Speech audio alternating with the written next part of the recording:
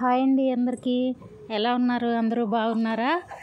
ఈరోజు నేను అయితే చేయబోతుంది అయితే ఆలు కూర అండి. ఇది చపాతీలోకి ఇంకా రైస్లోకి బాగుంటుందని ఇదైతే చేసేసాను పొద్దున్నే. ఒక పక్కన మా కోసం గ్రీన్ టీ పెట్టుకుంటూ ఆలు కర్రీ అయితే చేసుకుంటున్నానండి. నేను రెసిపీ అంతా మీకు తెలిసిందే అండి. అయితే మీతో ఒక విషయం అడగాలనుకున్నాను ఫ్రెండ్స్. మీరు ఏమనుకుంటున్నారో, మీ ఉద్దేశం ఏంటో నాకు కామెంట్ చేసి చెప్తారు కదా. బాధ పంచుకుంటే తగ్గుతుంది అంటారు కదండి, మరి సంతోషం సంగతి ఏంటి? నా ఉద్దేశం అయితే బాధ పంచుకుంటే తగ్గుతుంది, కరెక్టే. మరి సంతోషం కూడా పంచుకుంటే పెరగాలి కదండి. అయితే ఇప్పటి కాలం ఎలా ఉందంటే సంతోషం పంచుకుంటే పెరిగే రోజులు కాదండి. ఎందుకంటే అది నా ఓన్ ఎక్స్పీరియన్స్ అయ్యింది సంవత్సరాల తరబడి. మరి దీనికి సొల్యూషన్ ఏంటంటారా? ఉందండి. ఇప్పుడు మన సంతోషం ఎవరితో పంచుకుంటే పెరుగుతుందో, మనతో పాటు కలిసి మన సంతోషాన్ని పంచుకునే వాళ్ళు ఎవరో కనిపెట్టుకోవాల్సిన బాధ్యత పూర్తిగా మన మీదే ఉందండి.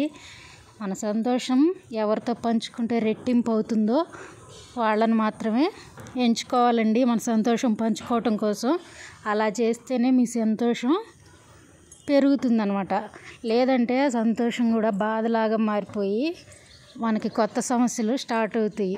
ఏమంటారు మీరు? నేను చెప్తుంది కరెక్టేనా?